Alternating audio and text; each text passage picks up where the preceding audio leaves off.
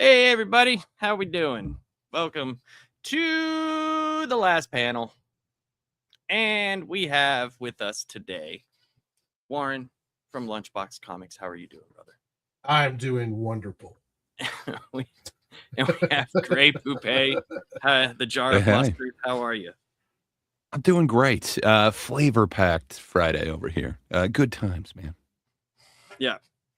So, how you doing, man? I'm doing great, man. I've been looking forward to this for quite some time.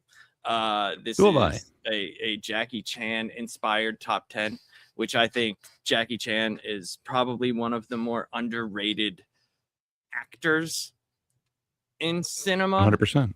There's some movies that he's done later on in his life where the acting was actually pretty damn good.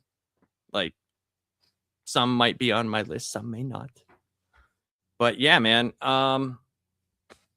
Well, I'm kicking myself because you guys were originally going to do this, I think it was like 2 weeks ago, and I couldn't be here. So I didn't start catching up on Jackie Chan flicks. But if I had, I would have had like 3 weeks to catch up on all these. Man, there's so many that I missed that I absolutely love. But yeah, I wish I could have caught up on some of these other ones that, man, there's so many of these kind of amazing ones and kind of newer ones. Like, I got to be honest, from about like 2010 on, I wish I knew more of his films, but there's some really interesting ones in there. Yeah. Yeah, there's a lot of his later films are not stuff that I still watch them. There's one later film that I really, really liked, but some of his later films aren't really my thing, but the 90s boom from some of his later 80s and early 90s films from China were amazing. So I got Bob's list. Bob couldn't be here this week. And you got Bob's list. I thought I had already completed it for both Bob and Charles since they couldn't be here. But okay. Oh, did you? I figured Charles wasn't going to be here today. All the way across. I figured he wasn't going to be here, just because it didn't seem like something that he would be interested in doing.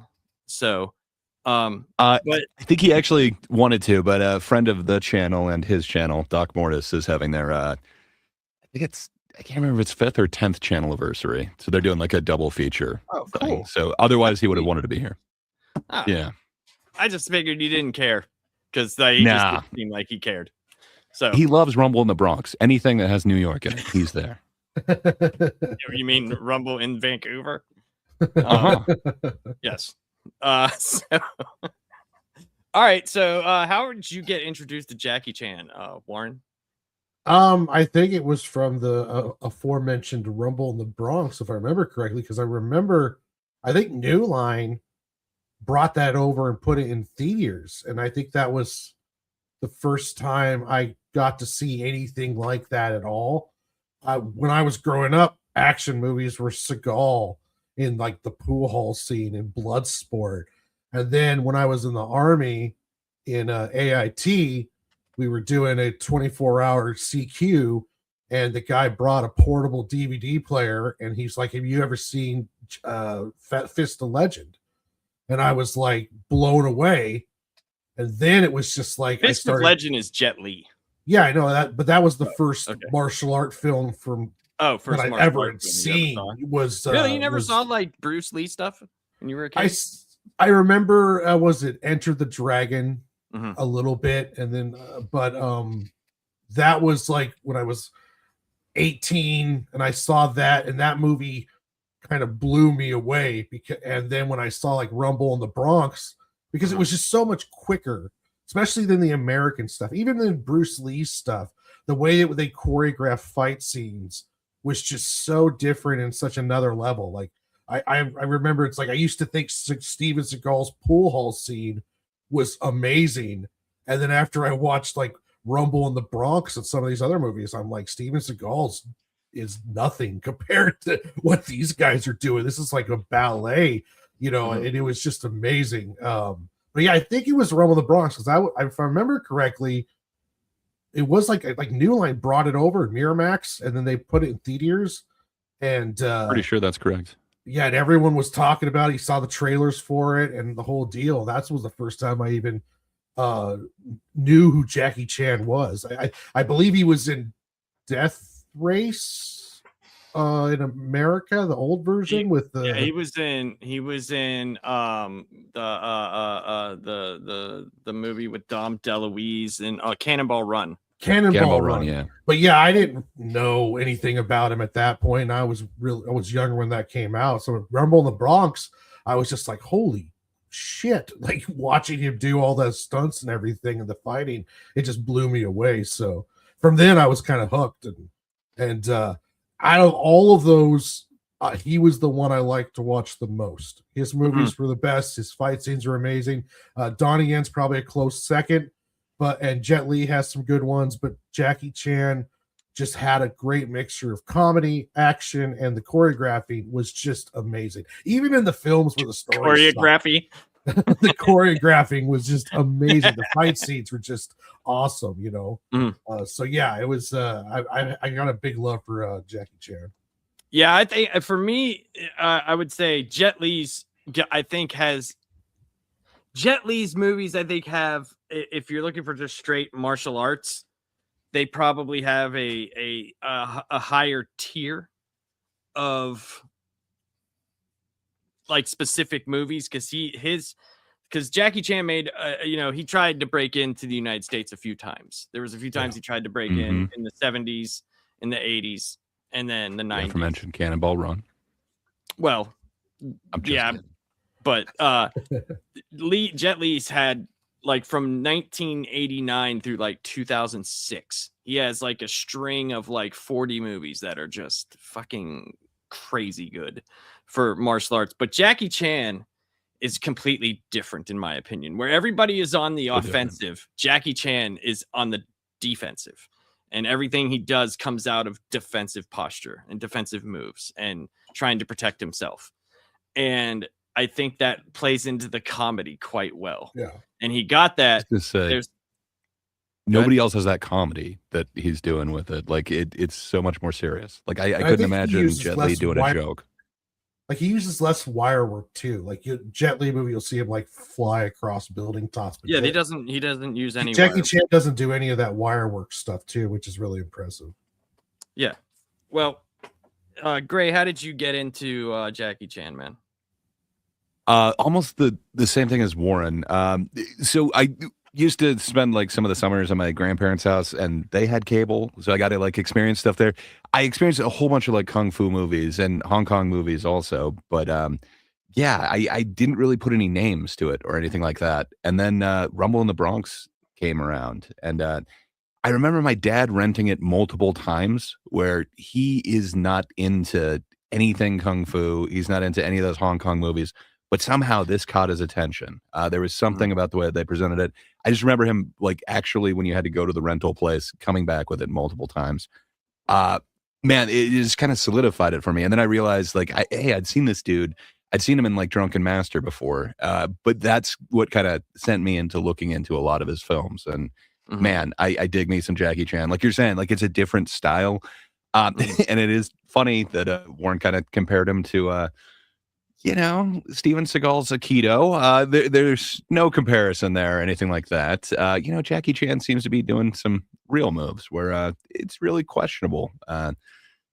Jackie Chan has a better relationship with his stuntmen than Steven Seagal ever had. There's he was a controversy going on. Thing, that was the thing. And Jackie Chan, and I have some Jackie facts, which we'll get into before we do our top Jackie 10 facts. He learned from Sammo Hung. Like Sammo Hung is one of that dude is literally the Kung Fu Panda. Like the way that man can move his body the way he does, looking like he does, and the humor in which he puts into these movies is incredible. Like it's like humor that everybody can get. You don't when you watch like a Japanese movie, sometimes if you don't understand Japanese culture, you're like, why are they laughing? Why is that funny? I don't like why did that guy's face turn into a cat? Like what just happened? Like why is there teardrops coming out of his forehead? Like I don't understand. Why is this happening? But Jackie Chan had a lot of facial features and a lot of like things that he would do or react in a certain way or show his ass, Mhm. or like do things to where you're like, that's funny. Like that's a situation everybody can relate to and be embarrassed about. So, but go ahead, Gray. For You were gonna sure. say? And I don't see a lot of the other stars who are coming out around the same time, like you mentioned, Jet Li. I don't see him doing that same type of stuff. There's just No. a certain charm and comedy that Jackie Chan has always brought with all of them. But especially with like Drunken Master, that just I don't see anybody else being able to do that type of stuff. And then from there, there was the huge crossover, everyone's favorite flick, and at least should be in their top 5 Chris Tucker flicks. But Rush Hour, that was also a staple at my house. So None of the American movies made my top 10 list. You're wrong, man. You're so wrong. How am I wrong? What do you mean? How am I They wrong? should be on your list, man, for the Dalsim dance that Chris Tucker does alone. That has nothing to do with Jackie Chan. So that's fantastic. So Bob couldn't make it. I got his top 10 list. He told us that he had a prior engagement, so he did give me his list. So I will, whenever I do mine, we'll do like the snake way. Whenever I do my second one, I'll give Bob's. So we'll do that, and this should be pretty fun because there's a lot of like probably movies that I've loved that you guys don't know, but I'm very familiar. I'm very excited to see what you guys like and like what you guys thought was awesome. So that should be pretty fun. So one of the first things I'm going to do is a few Jackie facts. Yeah. So one of the things that you may not know is Jackie Chan. There was a very famous movie by Walt Disney, an animated movie called Beauty and the Beast, and Jackie was the voice of the Beast in the Mandarin dub for that movie. Oh, that's cool. Mm-hmm. Here's another very interesting one. Go ahead, Warren. Did he do the singing too, or just the voice acting? Because I know he's a singer. He's a great singer. Check out the Beast. I know he sang as the person inside of his head. I don't know if that was a different voice or not. Oh, okay. Yeah. Because I don't, you know what I mean? I have no idea. Yeah. I know in the live action one, they actually gave the actual Beast a song for whatever reason. Who knows? Because that's what we wanted to see. The giant wolf man sing a song. It was in his contract. He gets a bigger bump this time it's live action. Werewolves on Broadway. Yeah, exactly. Werewolf of London. No, he's on Broadway now. This is an interesting one. So Jackie Chan's parents were so poor when he was born that they almost sold him for 26 American dollars to a wealthy British doctor. Wow. Huh. Yeah. And these come from his there was a movie that was about like his stunts, about all the stunts he did, and he talked a little bit about his upbringing and his family and stuff like that. The next one is he was sent to a brutal opera school. So in China, they have these things called opera schools where you learn like martial arts, acting, singing, all that stuff. And he was sent there at the age of 7 in a Chinese drama academy, a Peking opera school run by Master Yu Jim Yen, where he trained for up to 19 hours a day in acrobatics, martial arts, singing, and acting. Damn. I was going to say that would be kind of cool, but the 19 hours, yeah, I mean, I don't know. That's where he met Sammo Hung and Yun Bian, who would be very instrumental in his movies. Like those three together were like the three musketeers of awesomeness. So I watched a lot of their movies. And I appreciated it. And you could always tell that they were in sync. Like the three of them they fit so well together that they knew what each other were going to do. And I love some of their early movies together. It's really great. The last one that I have is he speaks multiple languages, and not just like speaks them. He is actually fluent in Cantonese, Mandarin, and English. And he can also hold conversations in German, Korean, and Japanese. And he knows American Sign Language. Damn. Jackie Chan. Man of many talents. Man of many talents. So I'll go first with, actually, Gray, you'll go first, and then Warren, then me. So here you go. just kind of assumed that this would be Bob's and Charles's list, but maybe I'm wrong. You're definitely wrong on Bob's. So I don't know. But we can leave this up there until we get them, you know. Leave Charles is up there. That's hilarious. All right. It's probably not fair what I'm doing to Bob, so fair enough. Let me just leave them there until I give it to you. Okay. Well, that's fine. It might confuse the people, but I'm assuming Ninja Turtles is number 1. We'll see. No. Yeah, so for my number 10, it won't appear on Lap's list, but I have a certain affection for it. I don't know why. I just had it on DVD when I was a kid, and it just kind of stuck with me. So I've got Shanghai Noon on there. It's not great. I like it more than a lot of the Rush Hour sequels, but something about it. It kind of works for me. I like Owen Wilson being kind of the weird mouth. I lost wherever there it is. I like him being the weird motor mouth. They're trying to do again kind of like a Shane Black style buddy movie, but this time we're in the Old West. I don't know. For some reason it works for me. There's some interesting set pieces that you can tell Jackie Chan really kind of worked on the choreography, and the way that they were able to actually film it is kind of a level above some of the more amazing work that he actually did that inspired this stuff. There is kind of like reference back to a whole bunch of like Buster Keaton stuff, a lot of the silent films, and just I don't know, there's something about it that kind of works for me. I understand it's not a great movie, but it's got this nostalgic value for me. So my number 10 is Shanghai Noon. It's a fun movie. Nothing it's wrong fun. with that. Oh, the horse. Sorry, my wife is telling me I need to mention the horse. I love that he has a horse that will sit like a dog. I don't know why. That just makes me laugh every time. So, Warren, what's your number 10? My number 10 is Rumble in the Bronx. That was my first real shot, first time seeing Jackie Chan, and it was an amazing movie when I watched it at the time, but there were other ones that came out that were just so much better.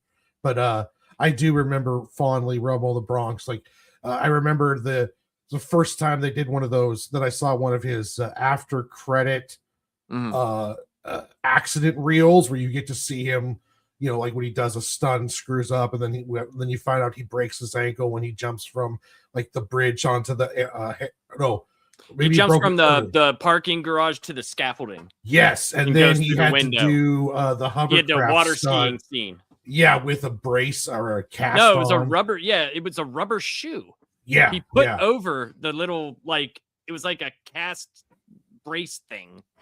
Yeah, he was just so tough. I remember like the times it took. One of the scenes in Rumble in the Bronx was like he like dives into a grocery cart.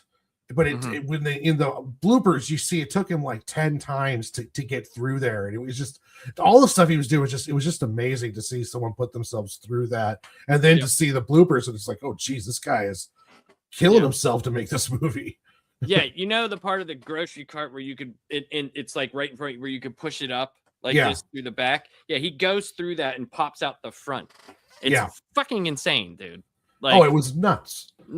Completely nuts. But yeah, Rumble in the Bronx is a great one, or as I know it as Red Foreigners District, which is that what it's called? It came out a year before. It came out in January. Okay. And I guess the way that they release movies in the cinema, it's like how it is here now. It's not long, because I had a bootleg copy of that like 6 or 7 months before it came out here, and that's what I knew it as. Because I was like, wait a minute, wait, what? Rumble in the and there's 16 minutes of extra footage in the Cantonese or Mandarin version. So it's weird. It's like, I guess like they recut it so it would, you know, be more American style. But why do they choose the Bronx? Like no part of that looks like the Bronx. I mean, the little bit whenever they're like doing the race with the people when they go over the cars, I guess it looks more like a little bit like Philadelphia. I don't know. I don't know why they chose. Hey, what up, Michael? I don't know why they chose the Bronx. It sounds better than Rumble in Vancouver, BC. Yeah, Rumble in Philly. Yeah, Rumble in British Columbia. So my number 10 is Wheels on Meals. So this movie was written and directed by Sammo Hung, and Jackie Chan did the stunt choreography in it, and he stars in it.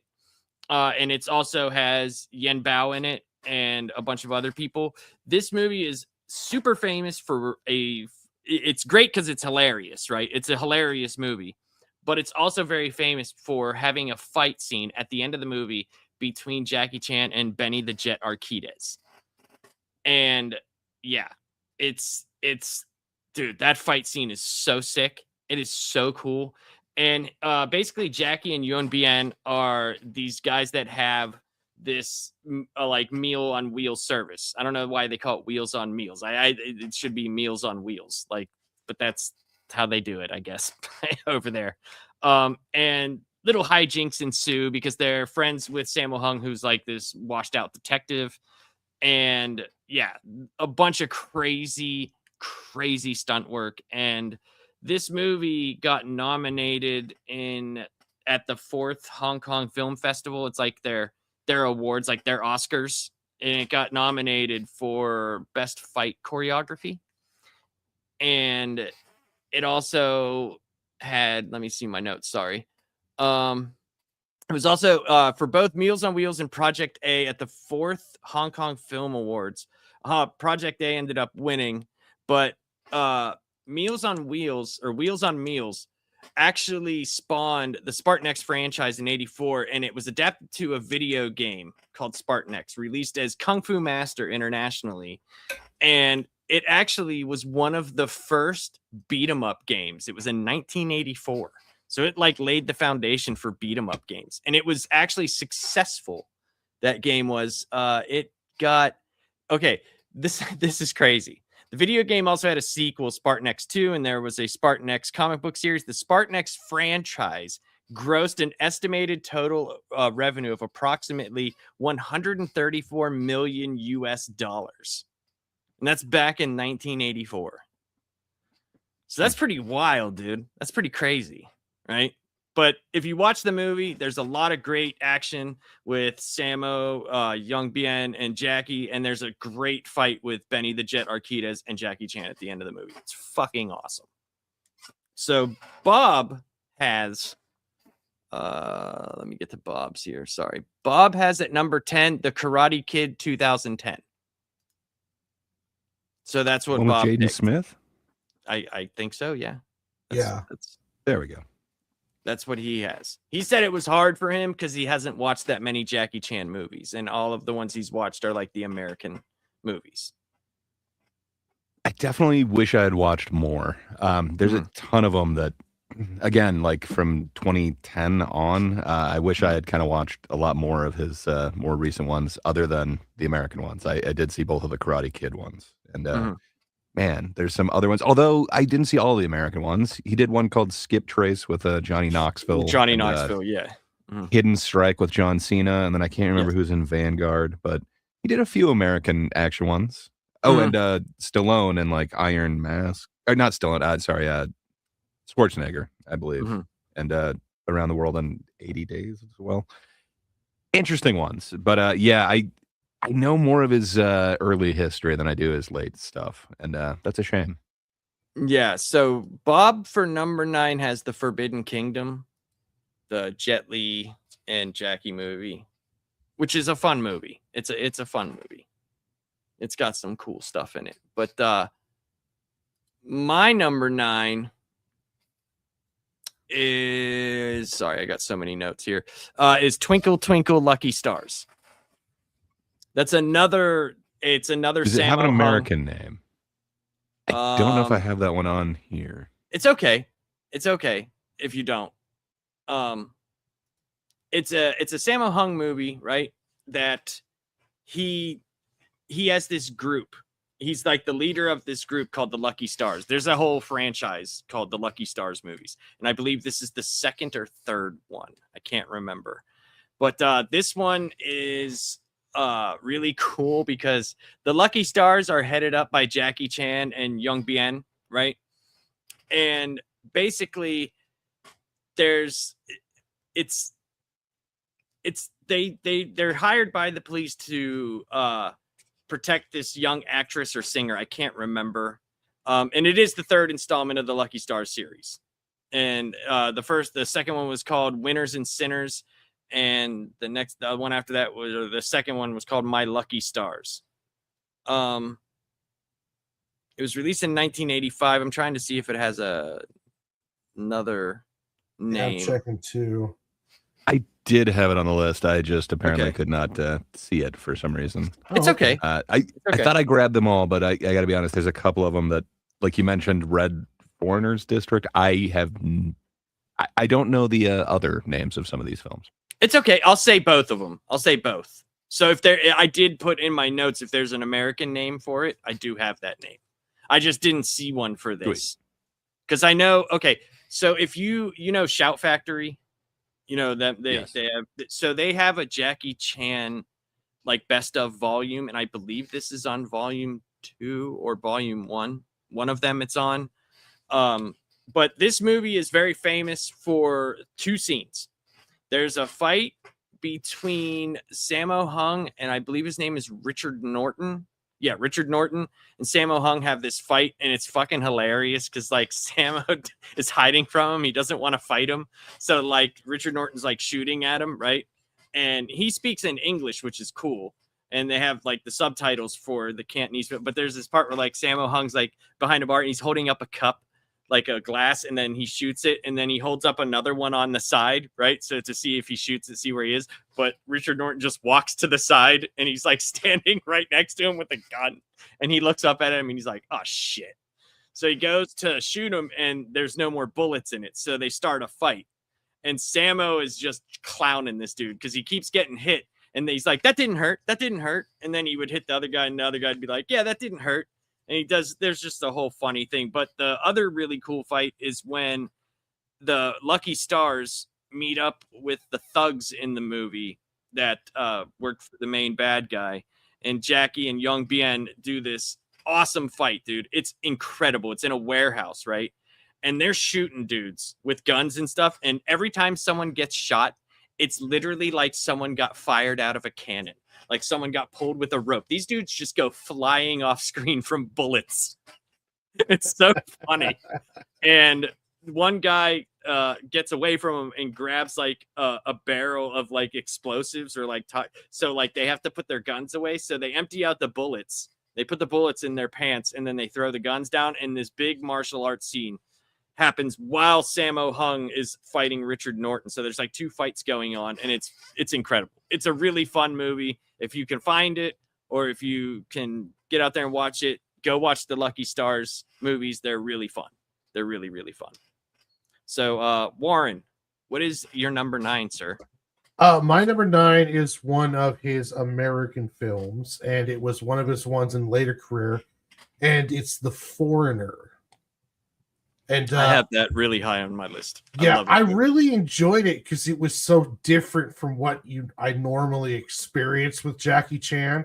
There was no humor in this one. It was a revenge flick, which I love those. And Pierce Brosnan's in it and does a great job. Mm-hmm. And it was just a really good, surprising movie because I went in expecting it to be one thing, and then it turned out to be much better than what I was expecting, and it showed me a different side of Jackie Chan. It did for Jackie what Taken did for Liam Neeson. Yeah, it was like Taken minus, instead of the kidnapping, they die. The girl dies, and dude, some of the traps he makes are brutal. Brutal, dude. And Pierce Brosnan's got that thick Irish accent through the whole thing. Tell me he did not look like he was having the time of his life doing a Jackie Chan movie. Oh, I think he did. He looked like he was having so much fun being an asshole. It's so I love that movie. That's a really good old film that shows his range as well as his action stuff. That's one of the movies that I suggest to people that when I was saying before that it showed like some of the later where he got to show that he could act, and he does great, dude. He plays like every time you see him and his face and the longing on his face and the emotion, like he's just so beaten down by life, you know, Yeah. and he's just like, fuck this. Two of my daughters died. Then I have a daughter who gets born, but it kills my wife. And now this daughter dies in a terrorist attack. Like, fuck, dude. Like, Yeah. fuck. I'm done with you people. You know, and he tries to go to the police to offer them money to like any information, and they tell him that he's hindering the process, and he's like, oh, am I? Well, I'm gonna do it myself. Yeah. Yeah. Great movie. Gray, what's your number 9? Well, I also chose one of these American movies. Perhaps Laps likes it as much as The Foreigner, but only time could tell. He's got a whole bunch of these kind of American ones where they tried to, I don't know, push him out there, and I didn't like the sequels to a lot of them, but somehow this one worked for me, even though it really shouldn't. When you look at everything on paper, it shouldn't be good, but somehow I like it more. So it's actually Shanghai Nights, which I do feel somewhat, I don't know, weird about admitting, but I really like the movie, even though like it's stupid that okay, so Sir Arthur Conan Doyle happens to be working with them. They happen to meet Charlie Chaplin, who's a pickpocket who just follows them to go make the movies. I don't know, man. There's so many parts of it that shouldn't work, but my God, the action set pieces that Jackie Chan is able to do. There's the whole thing in the hotel lobby with the police officers where, it's awesome. again, it's this defensive thing where he's just somehow detaining all of them in this revolving door while at the same time getting his, clothes back as you've got to. And then there's this amazing Singing in the Rain umbrella thing that just, it works so well, like better than it should. And just, man, I dig a lot of the stunts in this one, which is not saying much. I mean, I shouldn't say that.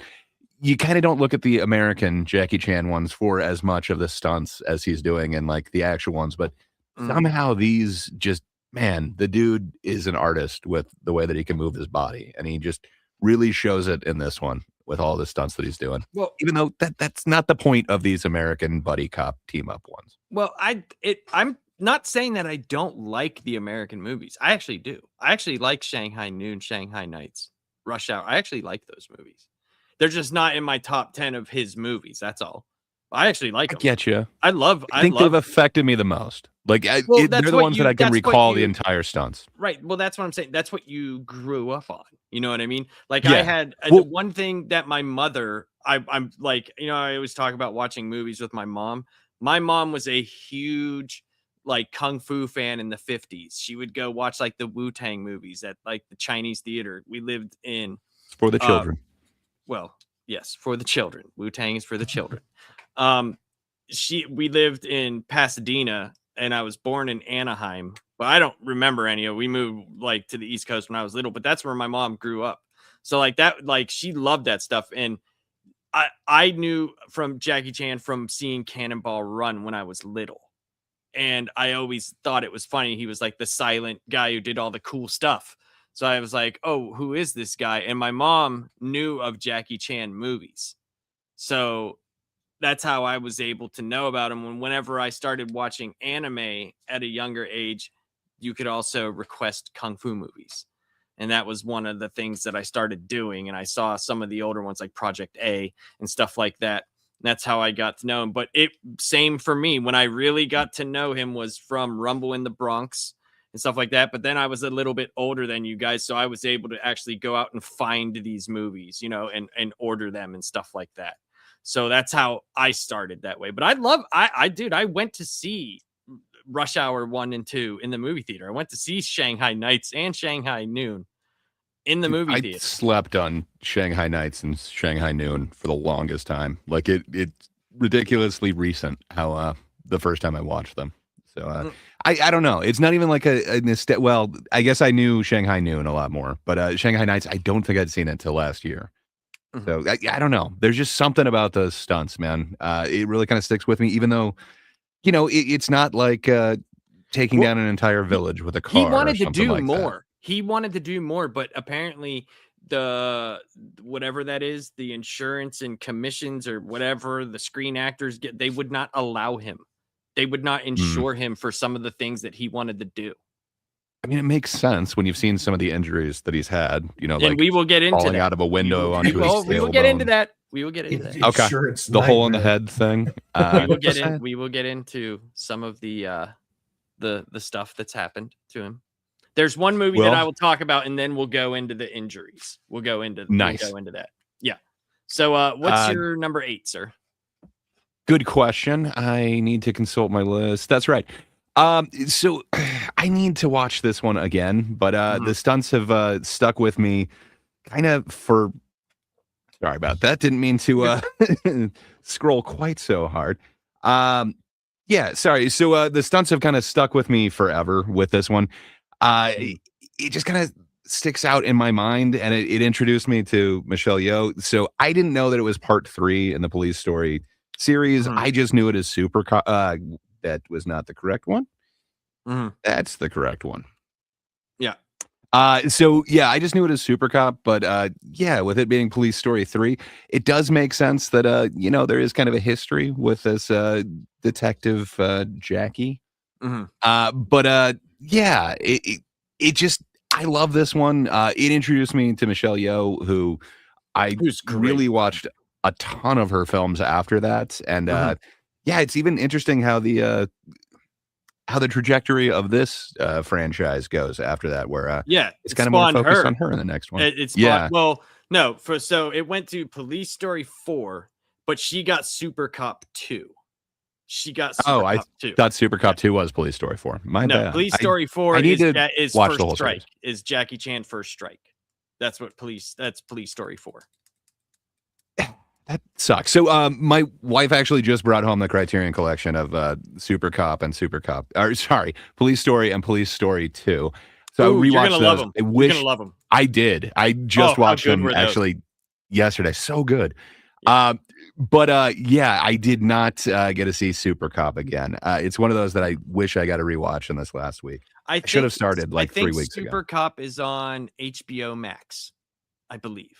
Watch that one. Or it's on something, or maybe Police Story's on Police Story, and I think Police Story 2 are on HBO Max, but but Super Cop is not. Okay, then it must be Peacock. I watched it on a streaming service, so it must be Peacock or something like that. One of them Paramount's got a lot of them too. It might have been Paramount Plus, but I think doesn't that have commercials? Paramount Plus? I'm not this sure. Was one that had no commercials. I can't remember because it's funny that the way Gray that you said it, because whenever I was watching some of these movies, my mom loves Super Cop, so she wanted to watch it, and I mixed it up with part 2. So you're right, Warren, because I did put on HBO Max, and I was like, wait a minute, this is part 2. Like, we need to go watch Super Cop. So I think actually I streamed Super Cop off of a site, probably like Hydra HD or something like that. So, but yeah, you're right. It was 1 and 2 was on there. But yeah, Super Cop's great, man. Super Cop's awesome. I enjoy me some Super Cop. They actually had some budget compared to the aforementioned Police Story 1 and 2. This is like their kind of huge version of that, and it's just awesome what they're able to do with it. There's big explosions. I always remember them Jackie jumping flawlessly through a window and then closing it just for Michelle Yeoh to just like smash into it. There's some amazing physical work that they're both willing to do, and it's just I don't know how any of these films would possibly get made in the U.S. But I love Super Cop. Driving a motorcycle off of the freaking thing onto a train onto the street. What? Totally. Or and apparently she had never driven a motorcycle before. Yeah, she never drove a motorcycle. Did you see when she fell out of the fucking car? Yeah, like onto the road, is intense, and like, man. Oh my god, dude! Like in that B-roll is just like, good lord. Super Cop is crazy fun, man. I think it's one of his highest rated movies. Like, it might be higher on my list if I got to rewatch it. I rewatched a whole bunch of other stuff, but that one I didn't quite have time for. I definitely want to watch it this weekend, though. I think what's the one that has like the popcorn next to it? You know, that list is that Rotten Tomatoes, the audience. Oh yeah, the tomato. Yeah, it had like a 93 with the popcorn next to it. So People love it, I guess. Hey, I mean, that's so I love Super Cop. I love me some Super Cop. Super Cop is amazing. I didn't realize it was part of the police story or police deal. So I'm just like, oh wow, I have seen the police story movies. Yeah. So they did. I'll get to it, but yeah, go ahead. Yeah. Go ahead, Warren. What's your number 8, sir? My number 8 is the last American film on my list, and it is Rush Hour, the first one. You understand the words that are coming out of my mouth? It was just a great team up. I'm not a fan of Owen Wilson in Shanghai Nights and Noon. I'm nothing against Owen Wilson. I wasn't a fan of him with that team up. But with him and Chris Tucker, it was just magic. I thought it was great. I thought the movie was great. And I watched it many times. And yeah, I even like the second and the third one. I've heard possibly them doing another one, but I don't know how well that's going to do. But I love the first Rush Hour. First Rush Hour is up there. I think a lot of people do, man. I mean, that was part of the zeitgeist. Do you understand the words that are coming out of my mouth? Like, yeah, that made it to so many different things. Like, and the fact that they could make a movie, buddy cop movie, and it worked that well with both, because Shanghai Nights and Noon worked, whether you like you said, whether you like Owen Wilson or not, it obviously was successful enough to where they made 2 of them, and freaking Rush Hour. I mean, that thing was very popular, very, very popular. And I'm not throwing shade at Shanghai. No. You just don't. It's just not someone that you like. That's that's fine. I just didn't think Owen Wilson was a good fit in that one. They probably could have done a little bit different, but yeah, it's still though. I love Rush Hour. Mm-hmm. So my number 8 is I kind of cheat on a couple of these just because it's hard to not put a couple of these together. And that's Armor of God 1 and 2. So you could just put 2 on there, because that's Operation Condor. Operation Condor. Okay, I was going to say that one was released under a different name. What the hell was that one? It's Operation Condor. Fair enough. So you could put either one of them on there. That's fine. Like, it's fine because I have them both together. Because so basically what they were trying to do with this is, like, in the first one, they tried to make like an Indiana Jones style, but mix the kung fu into it, Yeah. Thank you. So they tried to mix that in together, right? And they actually even say, like, whenever they have this down, like, his name is Asian Hawk in the Chinese movies, right? And that's his name, Asian Hawk. So they really actually put like an Indiana Jones style adventure. Like, that's what it says in Cantonese on one of the backs of one of the movies. So I mean, it kind of is. They've got the same relic with what would you call that? Sort of supernatural powers. Yeah, and especially the second one where he's fighting Nazis over, special gold. Like, so, you know what I mean? Like, it's but it's got some really good movies. This is one where we could talk about some of the injuries. So in Armor of God 1, part 1, he came the closest to death he's ever been, right?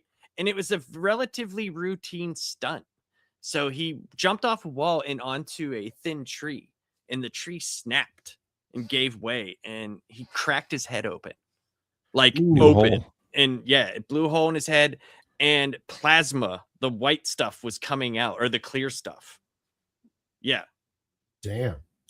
Yeah, and here's the craziest part is he wasn't gone for that long. He came back and fucking finished the goddamn movie. And then did a sequel. At what? Yeah, right. At what point are you like, hey, this isn't working out? Like, this stunt didn't work out. Like, like, fuck, dude. And there's another movie that we'll talk about some of the injuries here. So if you guys want to talk about some, we can do that. You're talking about Indiana Jones, but it's also kind of a spy thing. Like, I also think you don't get the Tom Cruise, like, doing your own stunts thing as well without kind of these. Like, it is what brought that about. Just, Yeah, man. I didn't know that it was part 2. Again, it was just released here as Operation Condor, and Yeah. I didn't quite understand it, but man, I thoroughly enjoyed it back in the day. Yeah, so if you watch part 1, you'll get a little bit of a better understanding of at least why he's doing what he's doing. Because in part 2, it's kind of like you're already in the shit. You know what I mean? Like at least part 1, you see him go to the tribe, steal the stuff, and then you see him actually sell it at an auction where they actually try to buy it back, but they're actually trying to see who's buying it, who's putting together the armor of God. So he gets hired to find the rest of the pieces. So that's kind of what happens in the first movie. So you kind of figure out like, okay, he's a treasure hunter and he gets hired to do some crazy shit, and then in the second one, obviously gold and Nazis. So there's that. But yeah, so he's had a lot of crazy injuries and some stunts, and one of them is pretty nuts, man. There's one where he hangs from a clock tower, not in this movie, but he hangs from a clock tower that's like 60 feet in the air. And he does where he drops and he falls through canopies, right? He ended up doing the stunt 3 times because he didn't like the way it looked the first 2 times. And one of them, when he fell through the first canopy, it turned him and he fell through the other one upside down and then landed on his shoulders and his neck. And he was like, that didn't look right. Do it again. I don't know. I don't know if I have the balls of that. I don't know if I could do that. I don't know if any of you would ever do that. Didn't he say that was the most painful? Out of bed sometimes. So yeah, no, I'm not doing that. Yeah, I hear you. Fantastic. Beds are dangerous, man. I've stubbed my toe on the corner of the whatever you want to call that frame so many times. Beds are dangerous. But didn't Jackie Chan say that particular fall where he's going through the canopies was like the most painful one that he's had in his career? I believe so. Yes. I believe even more than the hole in the head. Like, wow. Well, that he said that was the closest he came to death. He didn't really feel because it was you're probably in so much shock, yeah, of that happening. But this was like, when he first fell through, because it was like he was supposed to fall through and then like put his hands out, like kind of like that type of fall. But the first one flipped him. The first canopy flipped him. So when he fell through the second one, he landed literally on his shoulders and his neck. Yeah. So I'm sure that was jarring to say the least. And when you're built like he is, very, very short, but very muscular, and that had to do bad things to his neck and his frame and everything. Like that could not have been pleasant.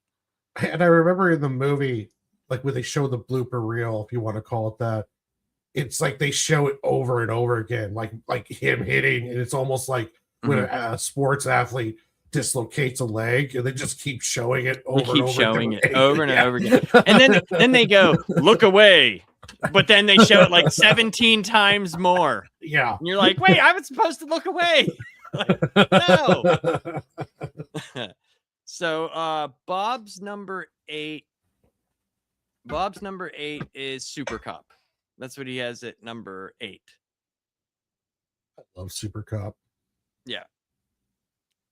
And his number 7 is Rush Hour 2. That's what his number 7 is. Recently rewatched Rush Hour 2. I remembered liking it a lot more than upon the actual rewatch. I was like, oh, okay. It's the one where instead of Jackie Chan being kind of out of place, they go to Hong Kong and Chris Tucker's out of place, and then they go to a massage parlor. It's interesting. I don't necessarily hate that one, but I like the first one a lot more. I still remember the scene where he's in the dojo and he gets kicked. He's like, "Who kicked me?" And it was just like this whole "who's on first" kind of joke. So my number 7 is Project A. And this is another Jackie Chan. He also wrote the screenplay with Edward Tang, and it was directed by Jackie Chan. And it co-stars Sammo Hung and Yuen Biao. And think. I'm not sure if this is the last one I have with them. Yes. So this is the last one that I have of those guys all together. But yeah, Project A is the movie where he falls off the clock tower. And so basically Project A, it takes place in the late 19th century Hong Kong, right? And he plays Sergeant Dragon Ma. And it's basically it's freaking Jackie Chan versus pirates. Jackie Chan, Sammo Hung, and Yun Bien versus pirates. So nice. Like, there's a whole bunch of things where they're stealing like loot from ships and stuff like that. And the Hong Kong police are involved. And there's a whole bunch of stuff where there's a really big fight between Jackie Bien and the police. And Young Bien plays the captain of the police's nephew. So there's like a whole big dichotomy there. It's a great movie. It's fun. Takes a little bit to get going in the beginning because it's like they explain a lot of stuff, but once the action starts, man, it doesn't stop. It just does not stop. And Sammo Hung has a few of some of the coolest. I feel bad saying this, but they call him it in the movie. Some of the coolest fat guy stunts I've ever seen in my life. Like the way he moves it defies all logic and gravity. Like how does he move that way? And he keeps that haircut too, that like bowl haircut to make him look extra. He always wears the suspenders and the tight shirt. And I don't know, man. I love Sammo Hung. He's awesome. But those three together, anytime they're together, which there's a bunch of movies of them together, it's magic. It's fantastic. But that's what I had for my number 7. So, Warren, what do you have for your number 7, sir? My number 7 is Who Am I?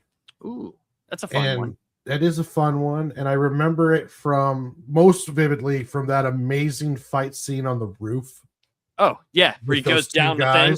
Yeah, he has to fight the one guy, I believe, is also in he's in a bunch of his stuff, the Asian guy with the glasses, but then there's another white guy who's like the massive kicker also. Yes. Mm-hmm. And that was just an amazing fight scene. And then to cap it off, that's him sliding down the glass window, the side of the building. And that was just amazing. Like, you have to have like the balls the size of grapefruits, even just to stare it down, let alone knowing that you're going to slide down it. Think of it. If there's any piece of anything on there that is even remotely sticking up, that's slicing you all the way. Oh, yeah. Well, even the fight scene on the roof, they were like dancing on the edge of that building multiple times. Oh, my God. And yeah. That was amazing. Gray, have you watched that one? I have. I was confused. I knew the cover and I'm like, where the hell is it? I could not figure out who am I. But yeah, man, it's that roof scene is what I'm always thinking of, that one. I don't quite remember the story in that one. I might need to revisit that as well. But I definitely remember the rooftop fight. Well, that was another one that I believe came out in American theaters. I believe they did do maybe a small run, or it was a DVD or straight to video type thing. But there was the big trailer with the "Who am I?" and then you see him go wee down the thing. So it's like, holy, wait, what just happened? What's going on? He has no idea who he is, and now he's sliding down some giant building. And I think by that point, people were like so infatuated by the fact of what he could do, because he had Rumble in the Bronx, First Strike, Super Cop, all those movies. And it was like, there wasn't as much action, but the action that it did have was big. It was very big. So I do like that movie a lot. But Gray, what was your number 7, sir? Well, my number 7 is a very powerful film. So yeah, again, I kind of told the story a little bit earlier, but my dad doesn't watch foreign films, and he definitely won't watch subbed or dubbed films. Like, he has an issue with both versions. He doesn't want to read a movie, and then it bugs him that like the dubs don't quite match up. But somehow he had this He was so entranced, and he had this infatuation with Rumble in the Bronx that it just kind of contagiously grew on me. I absolutely loved this film. It's a weird movie, but man, there's so many stunts that he was able to do. You guys already mentioned them, but the one that really comes to mind is the pinball machines as well, where it's right near the shopping cart thing that Warren is talking about. It's the same thing, but that whole sequence of like him jumping through these tight spaces that just, man, watching him kind of get his head smashed with the pinball machine in one of the outtakes is just everything about what he's doing just looks so goddamn painful. But somehow it kind of translates, and it was able to transfix my dad and be able to get him to accept kind of a foreign film. It's definitely the only one that I can think of that he rented multiple times. So yeah, man, Rumble in the Bronx had a huge impact on my childhood, and yeah, it really kind of introduced me to Jackie Chan. So it always has the most nostalgic kind of spot for him. I'd seen him in other ones, but I never really kind of paid attention to him. Where after that, it's like, no, I got to see Jackie Chan flicks. Which ones are Jackie Chan flicks? So yeah, and let's give a big. Oh, go ahead. I was just saying, like it's the childhood goat. Like it introduced me to him. It's the gateway Chan, if you will. Gateway Chan. And let's give a big shout out to Bill Tung. Like that dude is so great as the uncle, because he plays like the main inspector in like all the police story movies and Super Cop. Like in Super Cop, whenever they get Panther and they bring him back to Jackie Chan's home, and Bill Tung is playing the mom. And he's like, oh, yes, I remember so much. And then whenever Panther walks away, his boobs fall out of his shirt because he's dressing as a woman. And he's like, oh, shit. Like, and he turns around and walks away with these fucking fake boobs. It's so funny, dude. That dude's phenomenal in all those movies. But go ahead, Gray. What's your number 6? Number 6. Yeah. So this is kind of the one that made me kind of fall in love with Jackie Chan, at least this series. So yeah, I've got Drunken Master K. That was not what was supposed to happen there. This is what was supposed to happen there. Yay. So yeah, I have Drunken Master 2 at my number 6. Just, man, there's something about when he is that character and really gets into that style. It fits so well, and I've seen so many others kind of try to do a version of it, but there's just something to his version.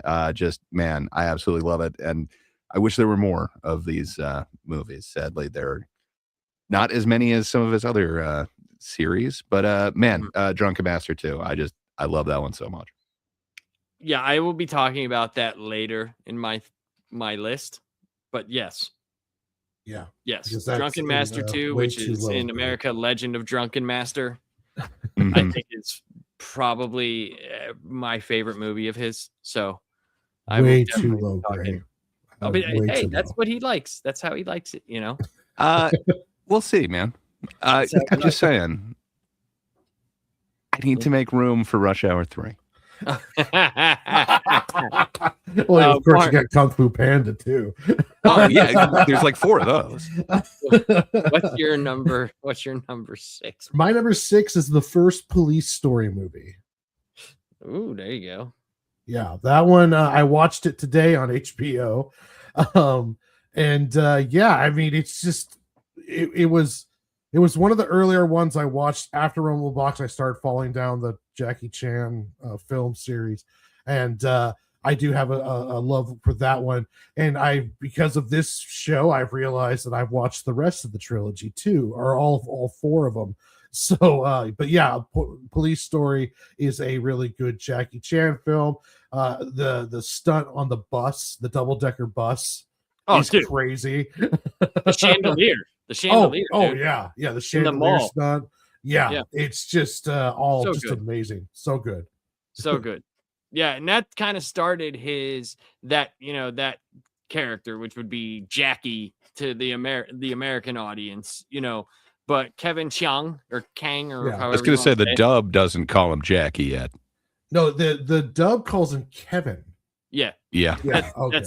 That's because in the dubs they don't put those as the same character because it's different. It's a different movie. So yeah. But yeah, in the movies that that whenever I watch them, I've watched both because I like both cuts. So it's always been Kevin. So, that's how it goes. But I mean, hey, it is what it is. But Bob's number, what are we on? 6? Is that what it is? Yes, sir. Yes. Bob's number 6 is Shanghai Nights. Telling you, man, the singing in the rain part. Singing in the rain part. It's some of the best umbrella work I've ever seen on screen. Yeah.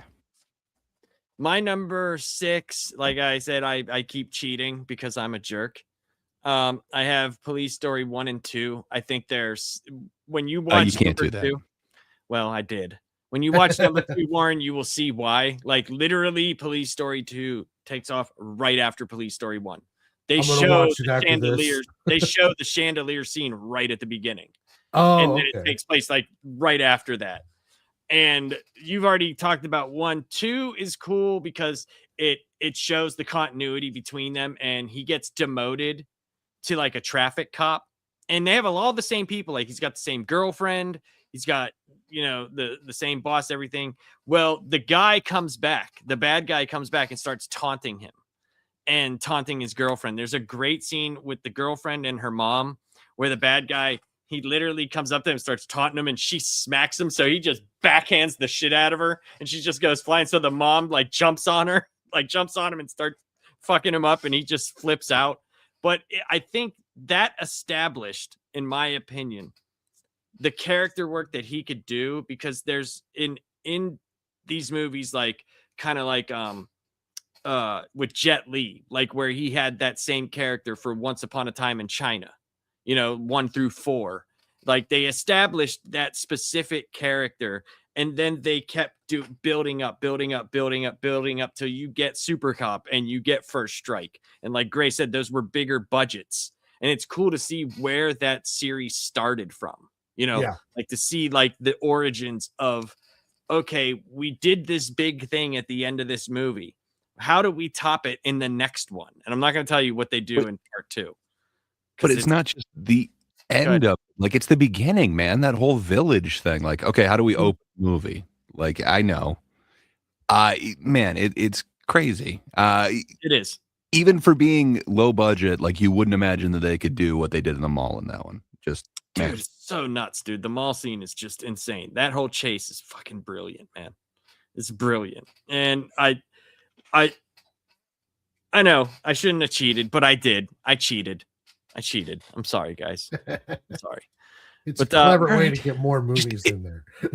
Well, it would change my list if I could have stacked the Shanghai ones. Come on, that's number 10. I didn't know that this was an option, but fair enough. Well, I cheat, so there's that. I'm sorry, but I didn't put the other 2. I put them as single movies. So I just felt 1 and 2 went together more, kind of like the Armor of God series. When you watch them together, you're like, oh, it literally takes off where that last scene took off. Like, so, but the other ones don't. So fair enough. There's like 3 on my list that I would have stacked. So okay. Fair enough. Well, if you feel like do it, go ahead. You can change. You can change it if you'd like. You cannot change, man. I want change is all hard. 4 Kung Fu Panda movies for number 5. Do that. Go ahead. We're running loose with this one. So number 5 for me is Police Story 4 or First Strike. That's yeah. That's such a good one too. What's that? That's I believe this is the cover for it, but it's the First Strike one. Yeah, that's fine. If it's wrong? Police Story 4, it's the same thing. It's Police Story 4 or I can't see. I don't have my glasses on. Yeah, that might be. No, that's New Police Story. Excuse me. Yeah, that's New Police Story. If you have First Strike, it's the same one. So, okay, I will be looking for it. I want to. No, is it the yellow one there, right below? Yeah, third row up, right there. It is yellow. Is that it, or is that Super Cop? Is that First Strike? Look at number 5 slot for Bob and right below it. This guy? Yeah, I think that's it, isn't it? That's Mr. Nice Guy. Oh no. Oh, but it is First Strike right next to it. I believe. Okay, perfect. Yeah, that's what I was pointing at. I am bad at all of the covers okay. on these. It's okay. And they're not consistent between the US There's one. just so many of them too. It's not like he has a huge catalog. That's very true. Plus, he appeared in so many movies as a stuntman, but then they also used him as like a guy with lines in movies. Like, because his first starring role, he had already been in like 35 pictures by that time. Literally, because he started young too. He started very young. Yeah. But yeah, so Police Story or First Strike, I think this is as a whole, it's probably the weakest out of the Police Story movies, but it has a special place in my heart. This was the first movie of his that I went to the theater to see. So, I didn't see Rumble in the Bronx in the theater.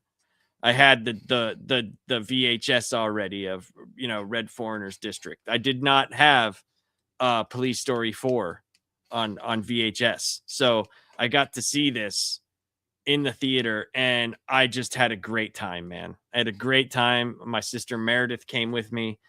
And we had a really good time and it was so much fun. And my wife didn't go with me and I was pissed.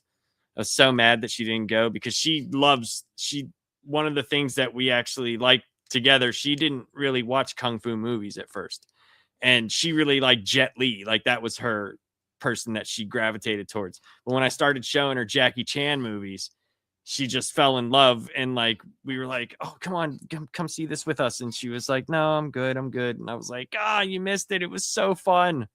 And everybody remembers him in the the yellow jumpsuit and the rolling the ladder up his arms and using and they remember the scene with him doing all the snow stunts and he has the little hat on and like he's the dude that he's working for comes and they're outside the cabin and he's got the coat and all the stuff and Jackie's been following them for like an hour and he's freezing and the guy's like, you look like you're cold, and he's got this big jacket on and Jackie just looks at him like, you dick, give me the jacket. Like, what the hell's like, come on, dude, been chasing these people everywhere and it has some of the best snowmobile stunt scenes I don't know of a snowmobile stunt scene. I'm sure there are that I'm forgetting.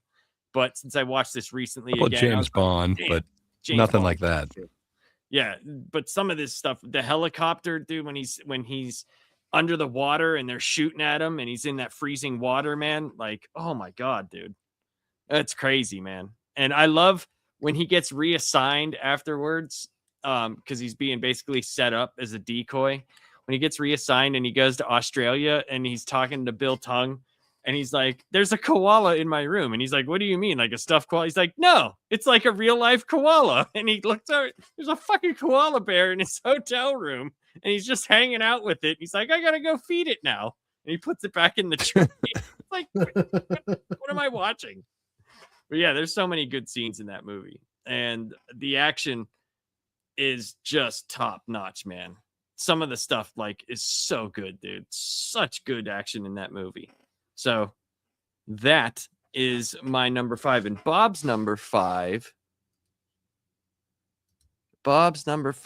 is The Foreigner.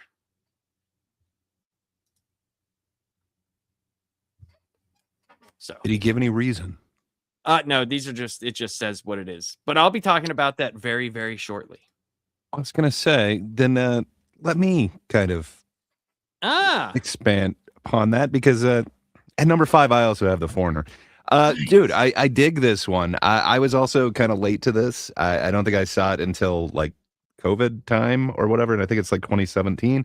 I don't know how I slept on this one, but yeah, if you have like that whole trope of like a dude being kind of brought back into it, it has some Taken vibes of it as well. But man, this whole kind of different look on terrorism and involving like the IRA. Like I guess that's not where I would have thought a Jackie Chan film should go, but man, I'm glad that it did. And then Pierce Brosnan in this as well. Just Man, I dig me The Foreigner. I can definitely see why Bob put it at number 5. I think that's a very respectable position to put it in. Yeah, dude. Yep. So Warren, and as you mentioned, it's a bit of a different Jackie. It's not the stunt smiling one. It's a different side of him. So I don't know. I dug it. Range in it, and I thought that was really cool. Like he got to be different, show that he could actually act. And like I said, Pierce Brosnan just looked like he was having a great time in that movie. Yeah, for sure. It works really well too. Other people have tried. Like Jet Li doesn't pull off as dramatic as well, I think, as Jackie Chan does at times. And that Foreigner movie was just great. Just showed his range so well. My number 5 is Operation Condor. I absolutely love that movie. I didn't realize Armor of the Gods, it was a sequel to Armor of the Gods, because I just watched it, just Operation Condor. But yeah, that one was a real fun movie, kind of the Asian Indiana Jones deal, and I really enjoyed it. Yeah, I also saw it the same way. I didn't know that it was part 2 to anything, so I just kind of, that's interesting. And I love it. Again, Asian Hawk, great. Do you want me to do number 4 then, or? Yeah. Yes. Let's go ahead and put Sorry your about that. 4. I switched the order. It's okay. I apologize to you guys. I wanted to speak for Bob for a moment. No worries. My number 4 is Project Alpha. That was the first time I ever saw Sammo and Yoon Bin, and I absolutely adore that movie. Sammo is just like you said, it laps like seeing a guy that size and doing the stuff that he's doing. It was just kind of blew my mind, and I just absolutely love Project Alpha. Or Project A. It's really, really, really good. What's your number 4, Gray? Yeah. I need to watch Project A again. I know I saw it way back in the day, but yeah, you guys ranking it on here really makes me want to see that one. I love me some Sammo. So my number 4, it's been talked about quite extensively, but it's Police Story 1. Just man, I absolutely dig this flick. It is kind of lower budget, but only in comparison to Police Story 2, Super Cop, where it keeps going from there. The set pieces keep getting bigger. But man, does it start with this amazing giant village that just gets taken out on the side of the hill by 3 different cars. Like it is crazy to think all that went into just that section alone. But that's not even near like as crazy as this gets for being kind of the lower budget version. Then you get the bus and eventually you get to the mall. And it's just, man, the amount of stunt work and everything that happens that's glass based is just crazy in the mall. I could not imagine doing any of that shit. And then they make sure with a little bit of slow-mo to just show you that that literally is their face being shoved through glass. And man, some of those stunts, just everything about that entire section at the mall is just that a village scene. So much could have gone wrong. Oh, just yeah. A piece of board through a windshield. I mean, just the so corrugated much. metal, man. Like if it just hits right, it's like a giant razor. Like I don't know how it worked, but man, it is.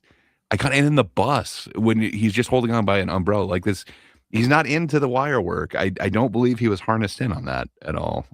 No, I don't. It's just crazy what he's willing to do. I don't think he does any wire work. I don't even think with Who Am I with the roof scene, there was no wire work on that either. I remember the bloopers. Yeah. There's a couple times where he had to stop because his trajectory, because it came down at an angle while he was going down, and if he started going off to the side too much, he was heading towards the edge.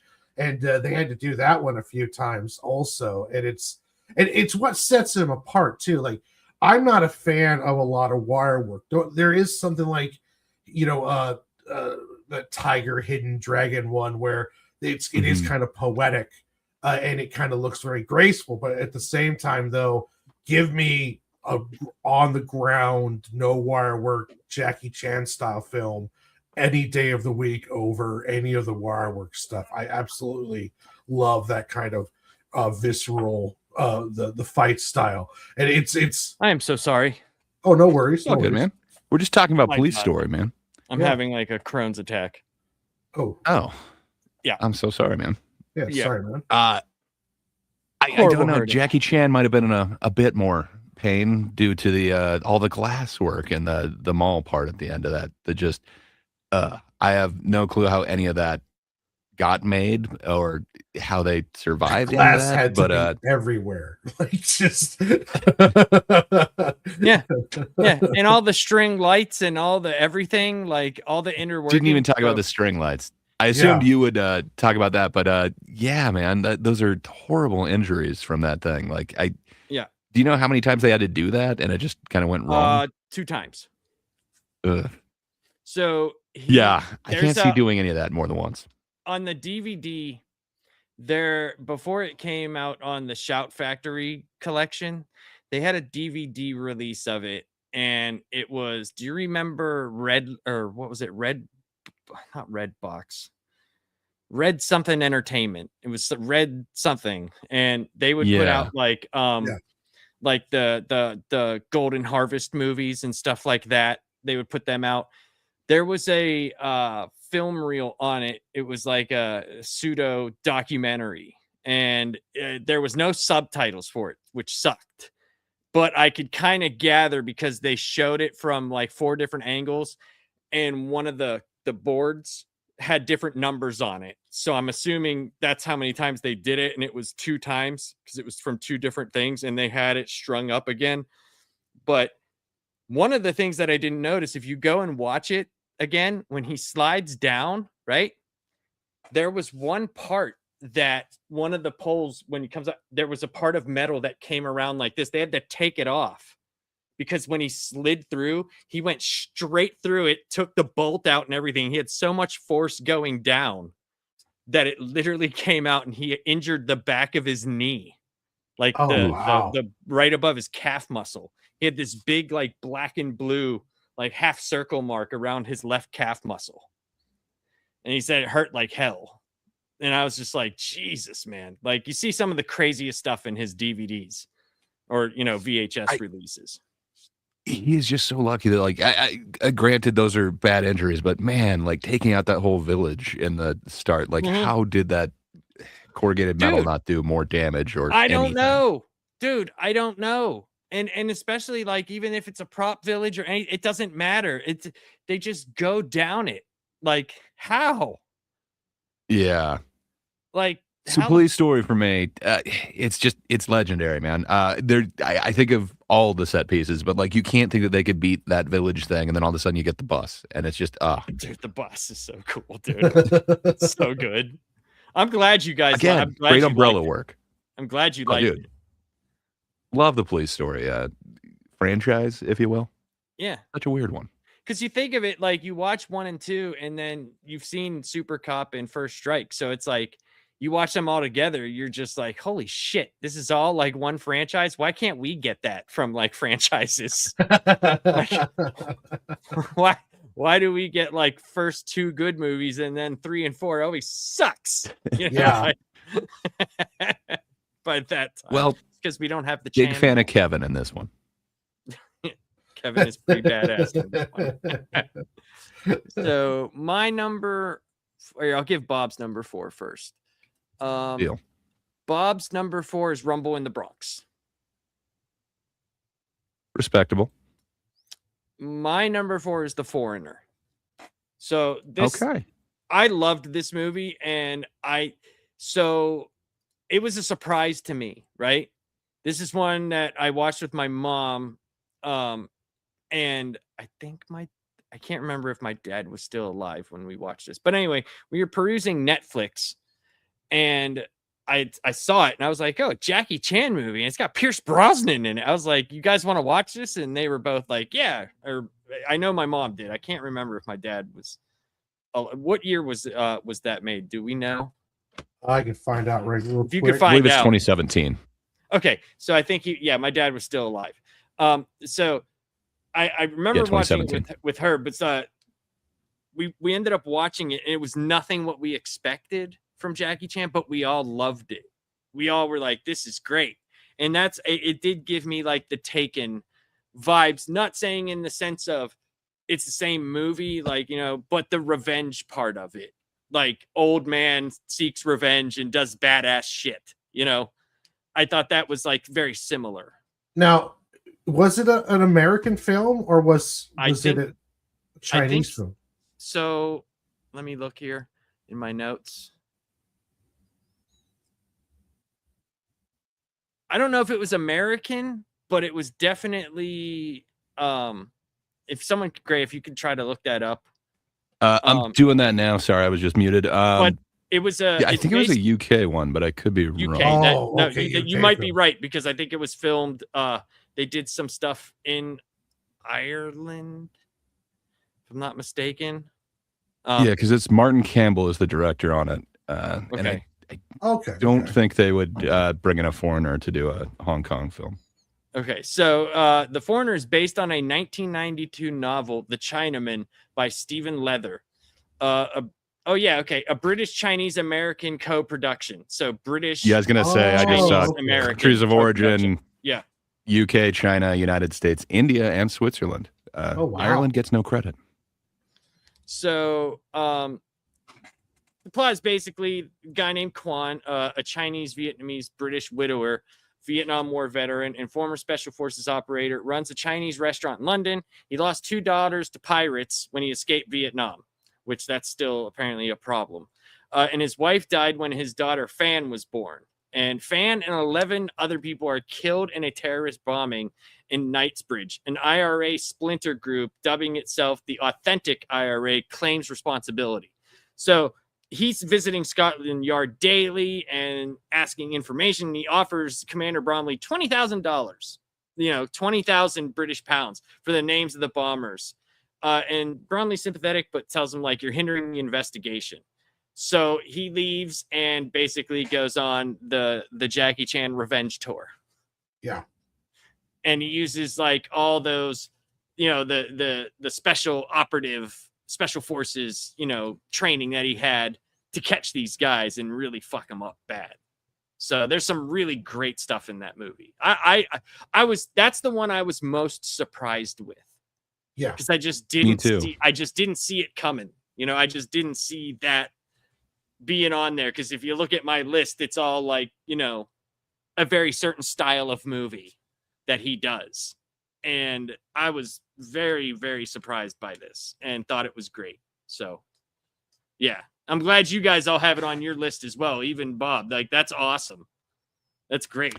I'm glad you guys all saw it. Powerful film, man. And it's again a different side than I've ever seen of Jackie Chan. Dig that film a lot. Yep. So Bob's number 3 is Kung Fu Panda. Respectable. Yeah. Laps, you don't have it on your list? I assumed it might have been around the same spot for you. No, sir. Huh. My number 3 is Red Foreigners District / Rumble in the Bronx. So it came out in Hong Kong, January of 95, and USA, February of 96. The Hong Kong version is 106 minutes. The US version is 90 minutes. It was shot in Vancouver and was released theatrically in Hong Kong on January 21st, 1995. A dubbed and re-edited version by American distributor New Line Cinema was released February 23rd, 1996. So it's basic plot. Like Jackie plays a guy who comes over from China to visit his uncle, who's selling this, grocery store that he has, and it's bought by a woman who is actually, like, it's crazy when you look up the people that he does movies with, especially the ladies. Like, a lot of them are like major stars in China, like award-winning, like they're Oscar-winning people. Like, it's pretty cool to see that, like, his crossover appeal is so much to the effect of, like, you really wouldn't see, like, someone of that caliber here doing like a kung fu movie. You know what I mean? Like that Meryl Streep's not lining up to freaking, do the next Donnie Yen movie. Like, you know what I mean? Like, so it's kind of neat to see that happens. And a lot of the people are there in the movie. They play a lot of the same characters, or not same characters. A lot of the people in the movies have played other characters in his movie. So it's always nice to see those people. But what I remembered most about this movie, whenever I was younger, was the scene in the alleyway where they wrapped the baseball bat with the cloth and they were hitting the bottles at him. It was like smashing on the wall, and he was just getting cut up, by all the bottles. The chase scene in whenever the gang members first, like when they hate him and they're chasing him all through like the parking garage and all through the grocery store fight itself, where he for the first time is on the offensive and just lays waste to all of them, just fucks them up completely. So that was cool. And how can we forget? He gets on a goddamn what do they call it? Hovercraft, and drives it onto a golf course and runs a man over a guy. Like, shows his whole ass. Like, he just tears off all his clothes and there's just ass. And he has the best part is like the guy has the best bad guy name. Who are you looking for? We're looking for White Tiger. Like, of course you are. Yes. Good. The other amazing part of that, the first in the store fight, just the jacket scene where he gets the guy's arms in his own jacket. Yeah, dude. Man. There's so much greatness in that movie. I love me some Rumble in the Bronx. Yeah.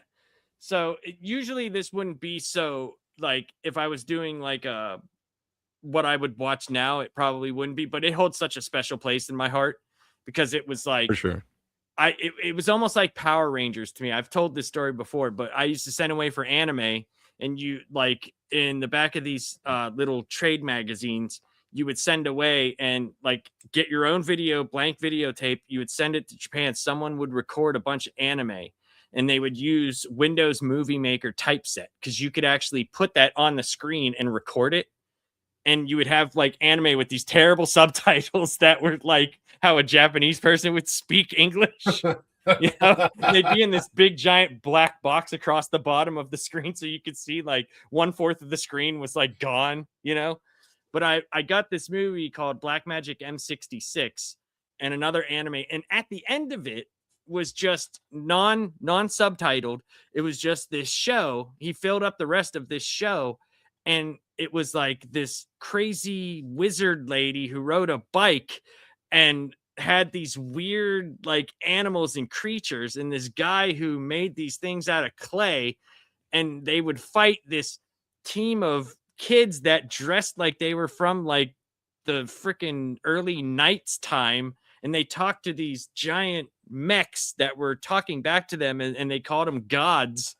And like I was like, what in the fuck am I watching? But it was, when they did the big fights, it was rubber suited monsters versus superheroes. And I was like, this is the coolest thing ever. What is this? And literally like 7 months later, 8 months later, I see a commercial for a show in English with these weird people and I'm like,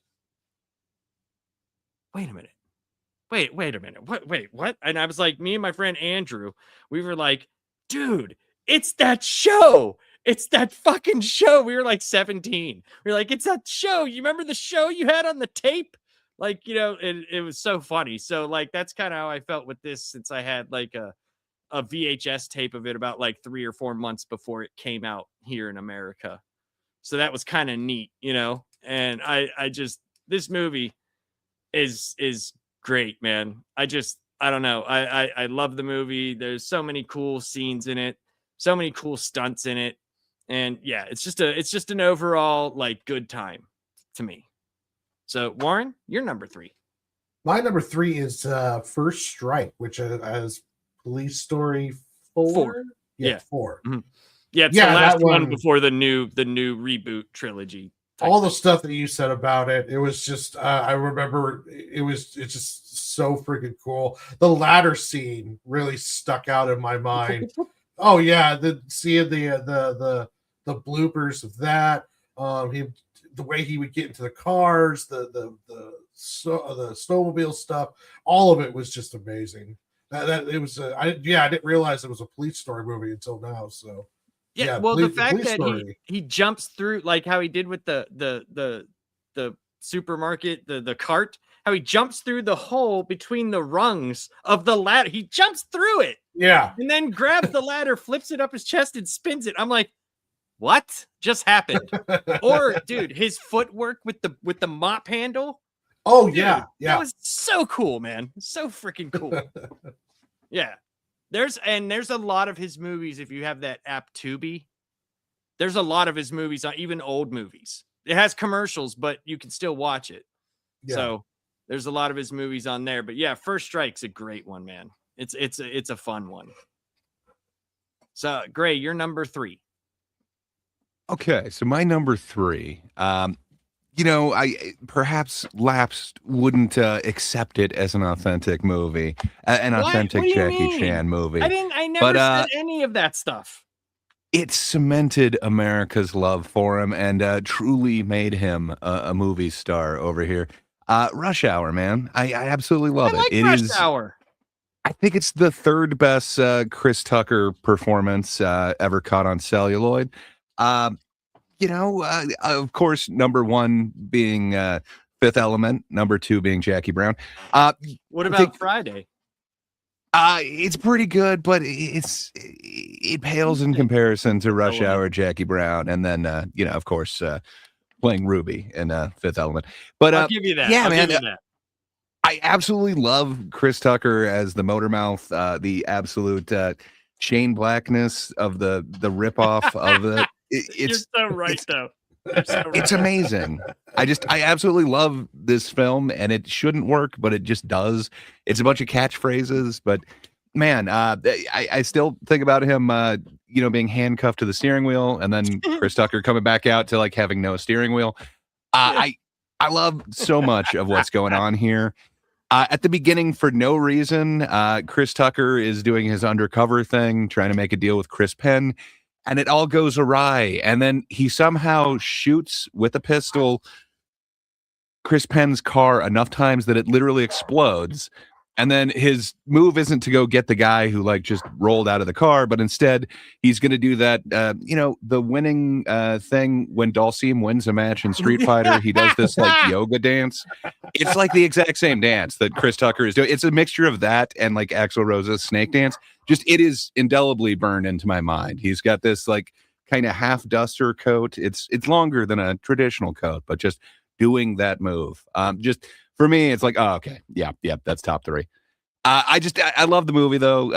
I'm a huge fan of Rush Hour. You're right though. It shouldn't work. And if Chris Tucker does that with anybody else, it doesn't work. If Jackie Chan does it with anybody else, it doesn't work. They went back to the well a couple times, and even those don't quite work as well. I really wanted to love Rush Hour 2 and 3. I rewatched them in the last couple days, and they're not on my top 10. Okay, but it's not as good as the first one. The first one, I think, is the best one in my opinion. Yeah. I don't hate those movies. They just didn't make it to my top 10. There's a bunch of other ones that I wish could make it. If I could have stacked, I think this would have been a much better list, but fair enough. Oh, you know what? You blame me for everything. I'm surprised. I'm not blaming you. I didn't want to be accused of breaking the rules. You literally say that I don't think that this would be a good movie when I never said that. Like I actually like this movie a lot. There's just America loves this movie. Kung Fu movies are like what it's like comics with me. It's like hard for me. I would pick all of them if I could. I would. For sure. I really do. I love the American movie. I was so happy that someone broke through that wasn't Bruce Lee. You know what I mean? Because even Jet Li, he had that small period of time, but his were so Americanized. Like Kiss of the Dragon. I love that movie, right? I love that movie. What's the dog one? I forget what that one is. I really like that. Is it Fearless? Yeah. The one with Morgan Freeman and the guy who played Mario in that live action movie. I think he's in it. Oh, Bob Hoskins. Bob Hoskins is the bad guy, I believe. I can't That's the remember. one I'm thinking of. But yeah. the one that turned me off of the Jet Li ones was The One, because I wanted that to be so good and it just wasn't. I just didn't care for it. Yeah, that one was yeah.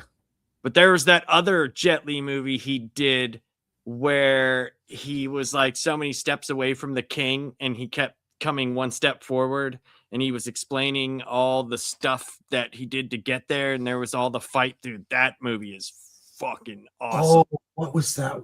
I know which one you're talking about too. Yeah, but so good. Yeah, that Such one's a good really movie. Great movie.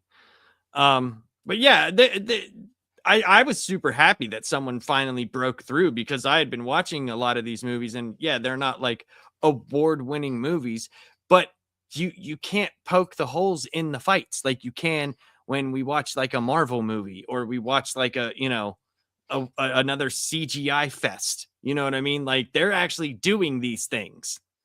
And it was, you know, cool. Like it was cool that Crouching Tiger, Hidden Dragon busted through, but that was more like, you know, fantasy martial arts. Like where I liked Iron Monkey. Did you guys see Iron Monkey? Oh yeah, Iron Monkey. I went and saw that in a theater. I loved that movie. I've seen the Chinese release, but I went to see it anyway. I was like, this is fucking awesome, you know. And I thought that was a more enjoyable movie for me. But I understood why people gravitated towards Crouching Tiger, Hidden Dragon. Like it was so beautifully shot. The score was amazing. The acting was serious, you know. And yeah, I get it. I understood. But like for me, Jackie Chan was that guy that was like, he was my Bruce Lee, you know, because I didn't grow up during that era of Bruce Lee.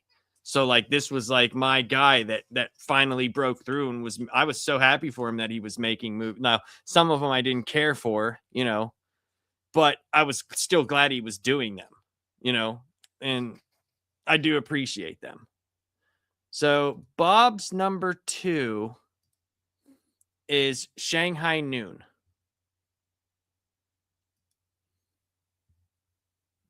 Respectable. I dig me some Owen Wilson. I understand he might not wow everybody, but you know, I like him again as a motor mouth. It feels like this shouldn't work, but as the completely incapable kind of he's a gunslinger who can't use a gun. All he's got is his words and you know, the appearance of bravado. I dig it, man. It kind of works for me. And then yeah, I can understand why Bob would have it a little bit higher.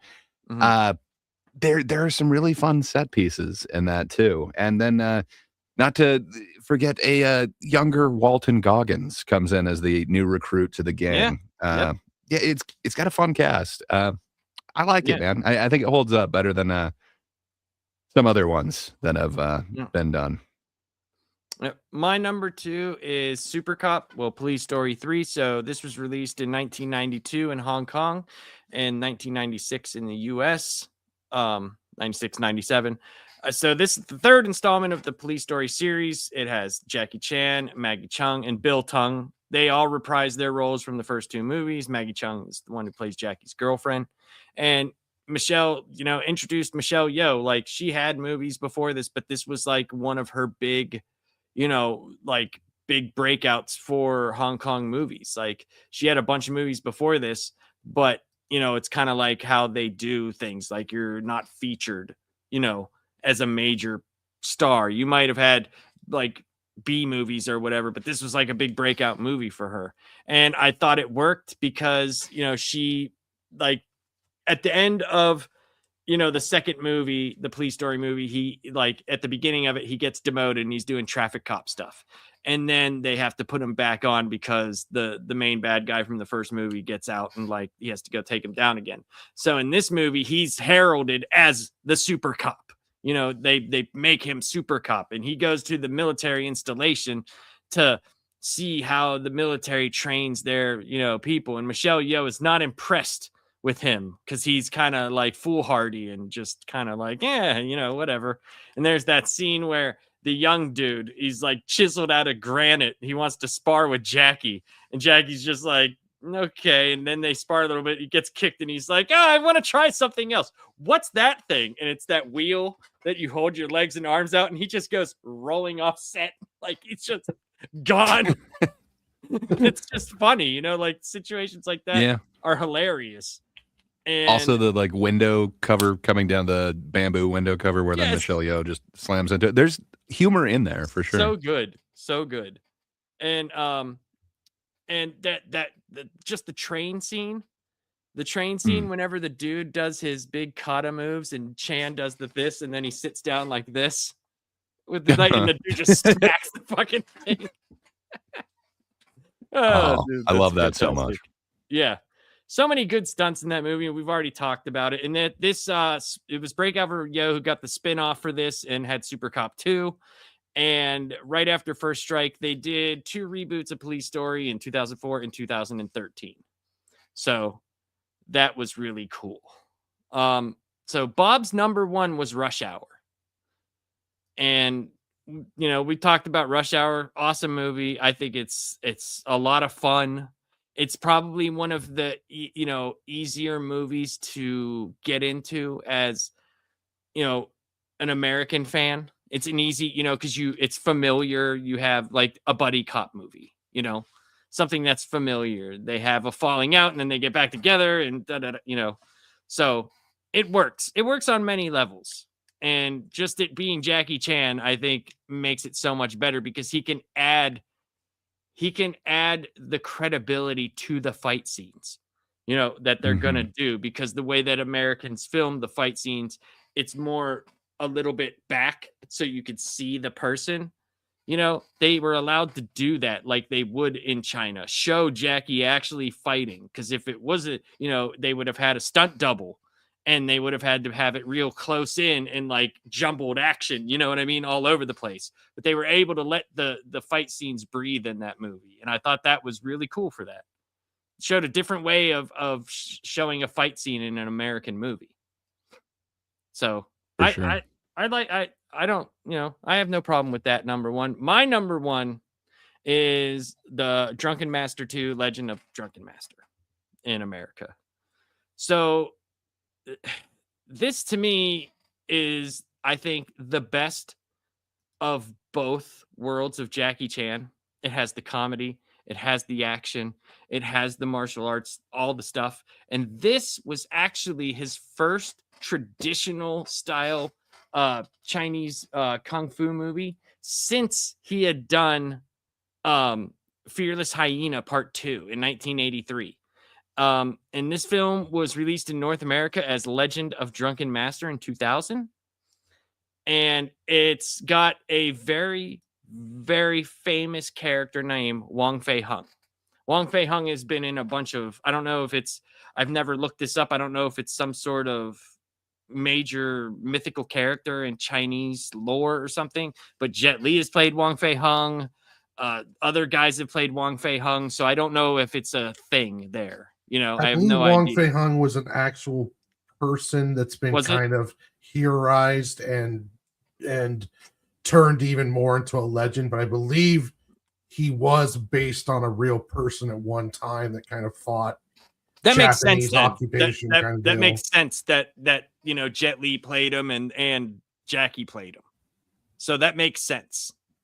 But I think this has, if you want to see Jackie Chan, I think at his best, maybe not at his acting best, but at his best martial arts wise, at his best being able to do just a traditional style kung fu movie, this has some of the best fight scenes in it. Just some of the best, man. They're not like super big action set pieces, but they're amazing fights. And just the fact that he gets all drunk and does like funny Jackie Chan faces, like how do you not like that? But that is my number 1. And Warren, what is your, oh shit, I was supposed to just do. That's all good. It's all good. We can do both. We got a build up in there, but Warren, what you got to do? Whatever. There you go. My number 2 is Super Cop. The first time I've discovered Michelle Yeoh, and for all the stuff that you said, Laps, I mean, it's just it's insane stunts. It's such a great movie. Yeah, I mean, you've pretty much said it all on that one. And my number 1 is in my opinion, the quintessential Jackie Chan movie, which is Legend of the Drunken Master, or Drunken Master 2. I've never seen anyone on film do drunken style as well as he does.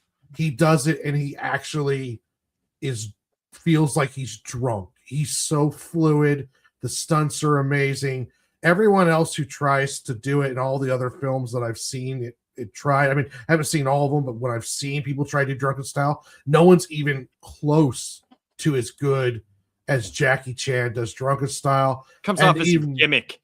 This feels more natural. Yeah. It feels like he's acting a real style. And then there, even one of the better fight scenes, he wasn't even drunken, was the restaurant scene with the bamboo when he's fighting. Yeah, after his dad yells at him and he gets all pissed off. Yeah, dude, that's fucking awesome. Yeah, so he like sprays the oil on the bamboo sticks and has his shirt, and he'll like pull his shirt back and it flays out, and he's just whipping people with it. Yeah, dude.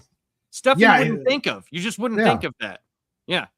Yeah, it's just I remember when I saw that film, that was like, I don't think anything else ever measured up to it, really. I mean, it was just one of my favorite all-time kung fu films is Legend of the Drunken Master. It's just a beautiful film. I agree. Great. What's your number 2 and 1? Well, funny you should mention it. Again, I think I would reorganize these if I could stack them. And I think I'd still put them at 2 and 1, but it wouldn't just be one film there. A la what Laps is doing. But yeah, so my number 2 is Police Story 2. I like it just slightly more than the original Police Story, but if I had the chance to collapse them, they would solidly be my number 2. So I believe, correct me if I'm wrong, Laps, but wasn't Police Story kind of Jackie Chan's response to the way that so The Protector was supposed to be kind of the second launch of him into the US market, and he just kind of hated the way that all the action scenes were filmed, that the way that all these stunts kind of were done Americanized. He didn't like the way that they did it. So he actually directed the first 2 Police Stories, and then on Super Cop, he no longer was the director. Also, the amazing singer for the opening, whatever you want to call that, the theme song that apparently is still used to kind of mock him today. But he's got an angelic voice there. But yeah, man, I just dig Police Story 2. You mentioned the amazing restaurant fight scene in Drunken Master. There's also an amazing restaurant fight scene in Police Story 2. There's just so much more kind of going on. It feels like there's a little bit more layers than Police Story 1. I just happen to like Police Story 2 a little bit more. Just, man, the visual of him pulling over, like, what is that, 20 of those trucks? When they all do it at the same time? Dude, how long do you think that took to do? To get it perfect? No clue. But it was perfect. Again, it's just like this opening that just like kind of hooks you in, and what's going on here? The whole relationship between him and the evil lawyer guy with the squirt gun. Man, I dig everything about this film. So yeah, Police Story 2 comes in at my number 2. And I love what he was able to do with Super Cop, but it just feels like Jackie Chan's a little bit all over the first and second one, a little bit more, since he was kind of the director and the vocal talents for the theme song. But yeah, for my number 1, also, I would collapse this down. So I've got Drunken Master, the original, the one from 78. I don't know why I had seen that one so much more. And I kind of feel like Drunken Master and Legend of the Drunken Master, they're this amazing kind of, what would you call that, journey to go on. And they are kind of my quintessential Hong Kong action flicks. I absolutely love them. I can understand why people like Legend of the Drunken Master more. It definitely was pushed over here a lot more. No, it was pushed a lot more. Yeah, it was. Oh, yeah. But, man, that original one as well, it shouldn't be slept on. Just, there it is. I was trying to buy time while I was looking for the thing. Yeah, Drunken Master. If I could collapse both of them into it, it's an amazing experience. I think that is my ultimate favorite Jackie Chan movie, or the 2 of those. If I'm going to break each one down, I think I got a little bit more nostalgic value for some other ones. But, dude, all the Drunken Masters are amazing. It's not, like you mentioned, not the set pieces, but, so good fighting.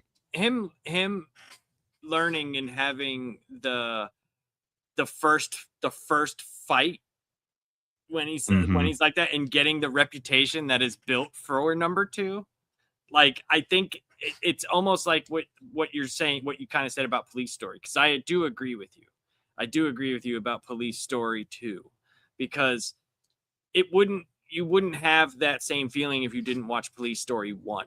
You know what I mean? Like if you saw 2 before 1, you'd be like, I want to watch this in order because of how it takes off right from there. But you went on that journey from the first movie, so you already have the angst against the bad guy. You already have the feeling of like, dude, what was he supposed to do? You know what I mean? What was he? You wanted him to get these people. This is what he had to do to get him. Why are you demoting him? So you're going on this journey with him. And they get the girlfriend and the family involved more.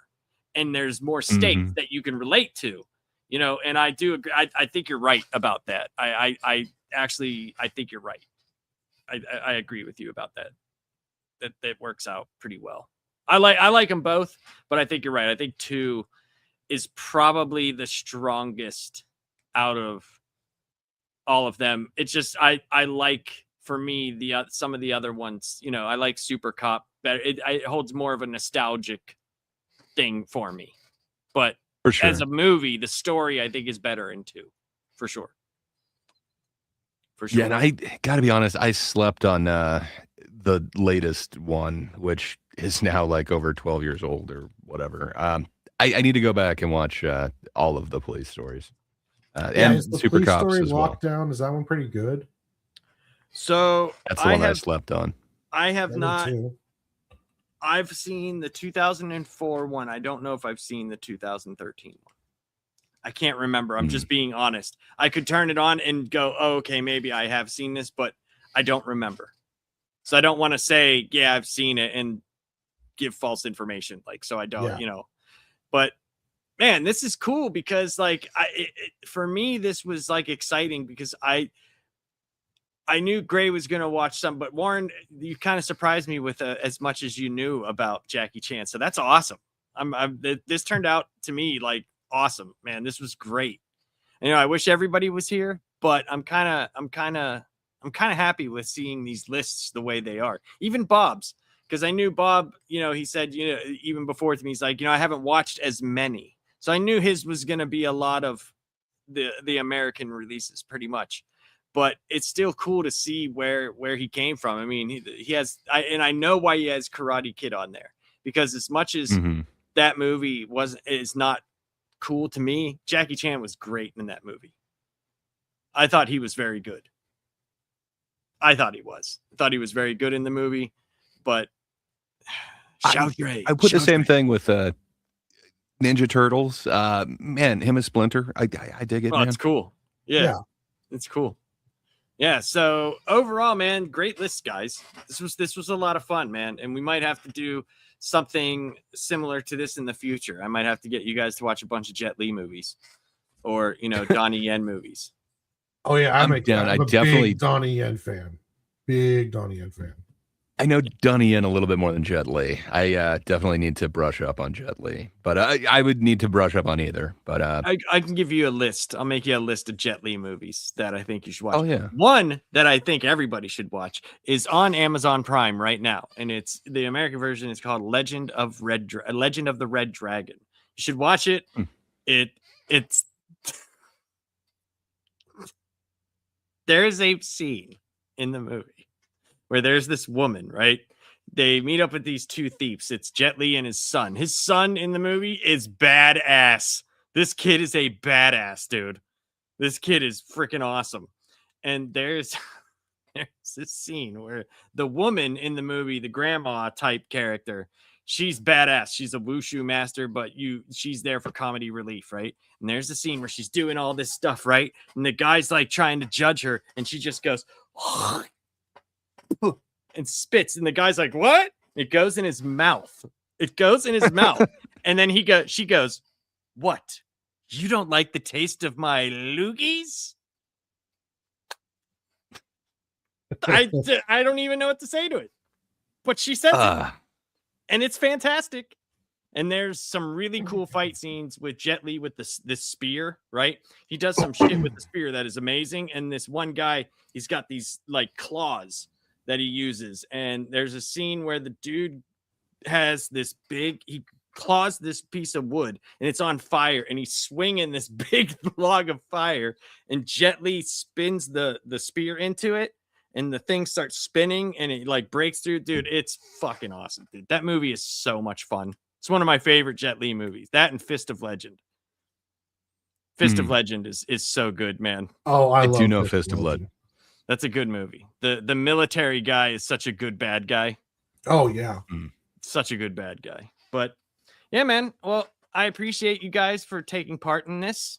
And yeah. That was a good time, man. I'm glad that you guys got to watch this, and I'm sorry that I had to leave for a minute, but it felt like my stomach was going to explode.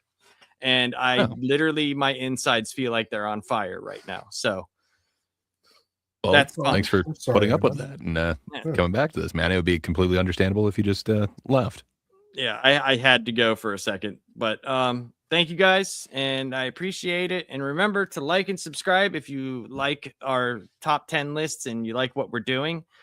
I can't remember what we're doing next week. Does anybody remember what I said we were going to be doing? Who we were? Anyway. Somebody mentioned Wesley Snipes, but I don't think that's it. I have the list ready. You do. You definitely have the list ready. I have the list ready, so I'm ready to do it. Because, you know, if you get it wrong the first time, you could just wait for the second time. And you know what happens the third time. Third time's a clearance. That's what the third time is. So, speaking of that guy, I will tell you guys something off air, but go watch the show that he did last night. Go watch that. And go to like about the last hour of that show and enjoy, everyone. So for everybody here, have a great night and a great weekend. Thank you.